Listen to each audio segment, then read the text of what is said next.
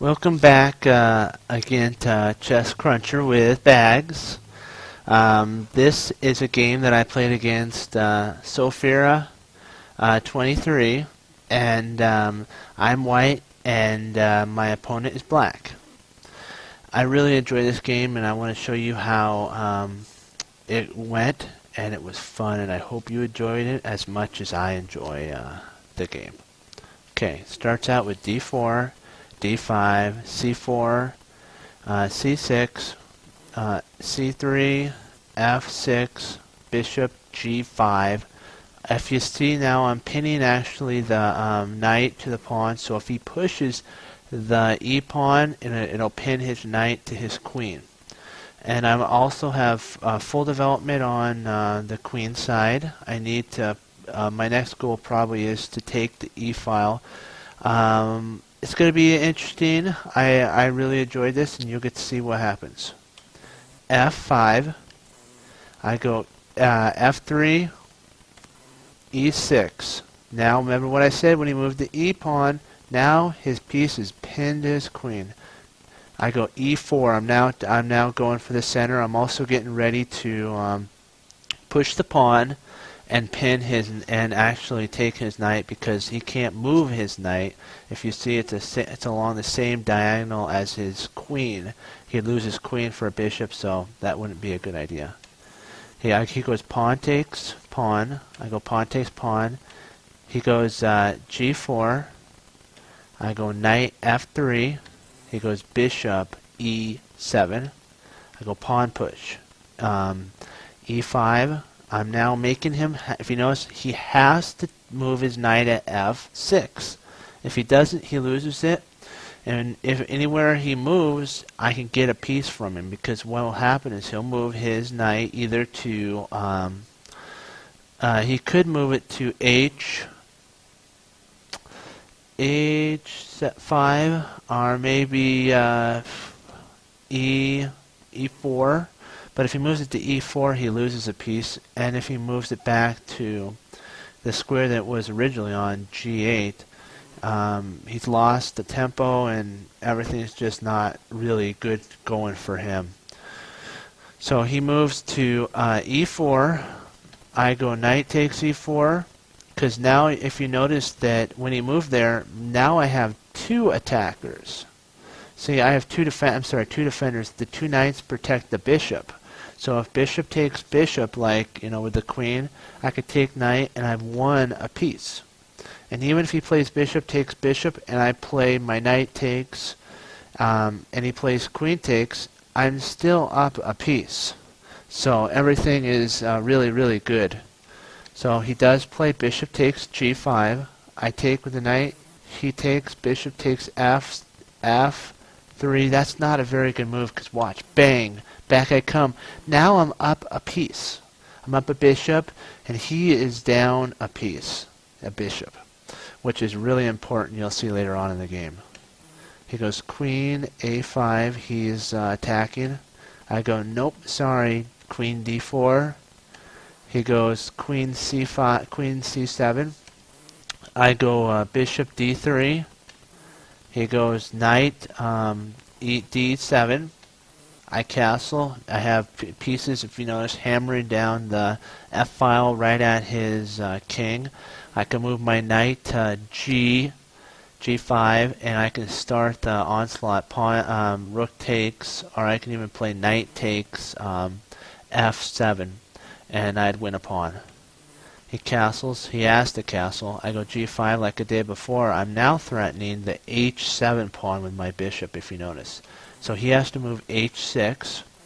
I go back to h3. I'm getting ready to reroute my my knight to f4, and then I'm going to swing it up into h5 and prepare to bring my rook, do a rook lift to f3, and then over to g3 and pinning the pawn, and maybe even playing queen takes h6 later on.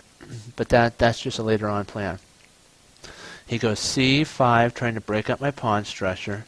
I go knight 7.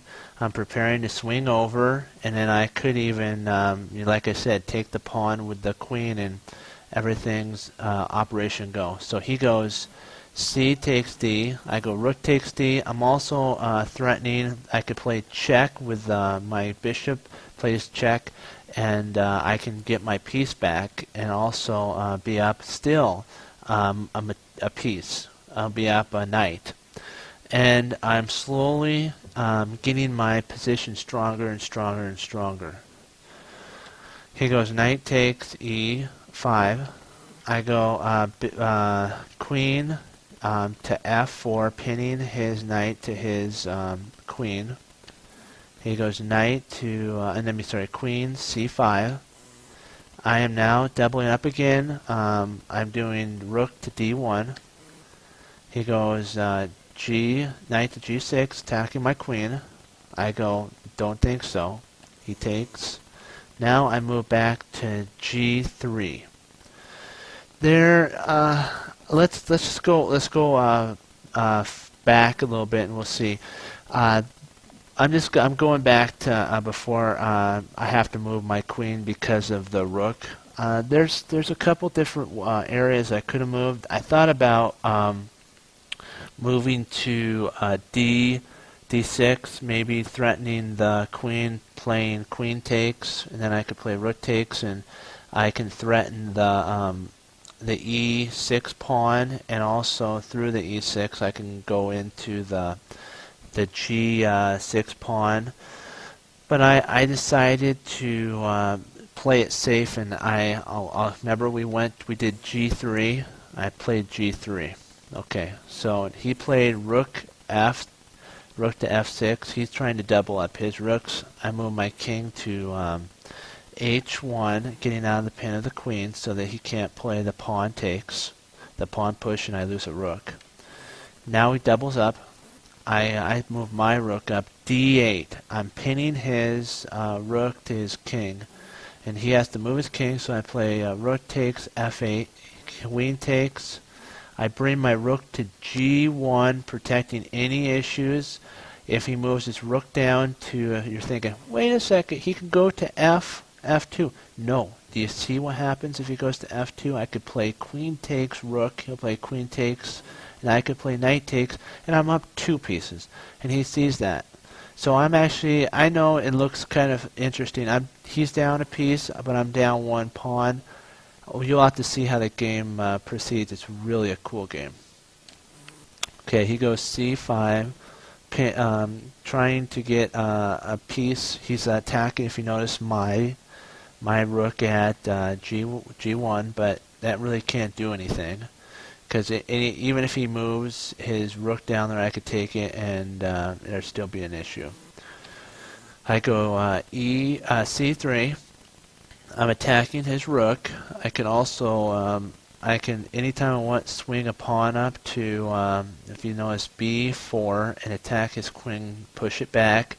I could also go A4 and push his queen back even further. If you notice, I have a pawn majority on the queen side. If I can get those pawns rolling, it's over. He plays A6, trying to prevent that. I go B4. Bang! Get out of here, queenie. He goes C6, queen C6. I go A4, wham! He goes rook to F5. He knows that he has to protect the B5 square, otherwise his queen would have to move again, and so he knows that. But I say, hey, let's bring it on. He goes A takes B5. I go pawn takes. He goes rook takes pawn. I don't even mind that. I go, come on, let's bring it on. And he takes queen takes, pawn takes. And with that, he sees that I can bring my rook over to C1, protect the pawn, escort it down. I even can, if I wanted to, bring my knight to F4. I could take the pawn either with my knight, and whatever move he does, or either pawn. If you notice, if I go to bring my rook to F4, you already see it, I fork his G and his E pawn. And even there's really nothing he could do with that. I'm up a piece. I know I'm down 2 pawns, but he sees, like we were talking, he sees that there's no hope. There's tons of threats that I have, and so he lets his time run, and that is how the game between Bags and Sofera23 ends. I hope you enjoyed it as much as I enjoyed explaining it to you, my chess friends. And I will see you again on Chess Cruncher. See you later, and God bless.